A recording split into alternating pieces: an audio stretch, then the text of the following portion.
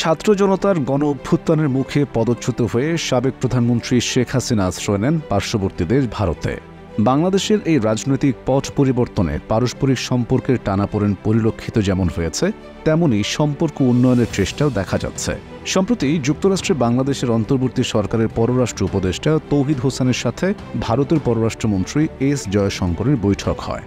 এবার জয়শঙ্কর মন্তব্য করেছেন যে ভারত তার প্রতিবেশী দেশগুলোর রাজনৈতিক পদক্ষেপ নিয়ন্ত্রণের চেষ্টা করছে না।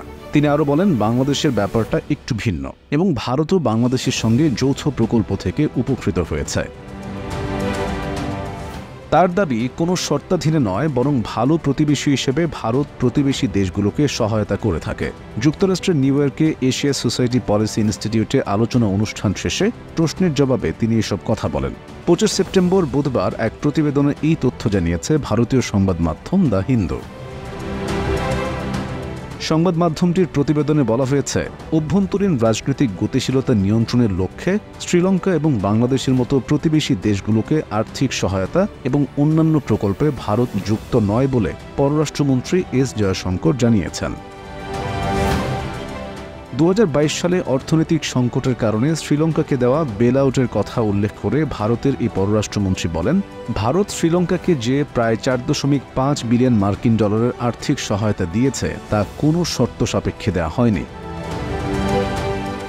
বাংলাদেশ ও শ্রীলঙ্কাকে সাহায্য করেও কোনো ধরনের সুবিধা না পাওয়া নিয়ে এক প্রশ্নের জবাবে পররাষ্ট্রমন্ত্রী এস জয়শঙ্কর বলেন, এটা এমন নয় যে আমাদের কোনো ধরনের রাজনৈতিক শর্ত সরবরাহকৃত সাহায্যের মধ্যে অন্তর্ভুক্ত ছিল।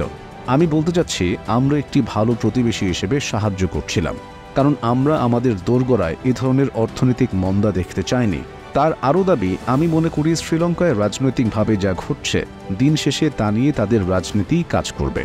প্রতিবেশী দেশগুলোর রাজনৈতিক পদক্ষেপে ভারতের জন্য কোনটা ভালো হবে তা মেনে চলতে বলাটাও ভারতের উদ্দেশ্য নয়।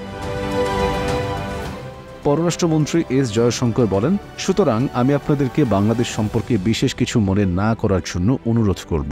এটা এমন নয় যে ভারত প্রতিটি প্রতিবেশী দেশের প্রতিটি রাজনৈতিক পদক্ষেপ নিয়ন্ত্রণ করতে চাইছে, তবে ভারত আশা করে প্রতিবেশী দেশগুলোতে শান্তি বিরাজে তার সহযোগিতামূলক ভূমিকায় থাকা দরকার।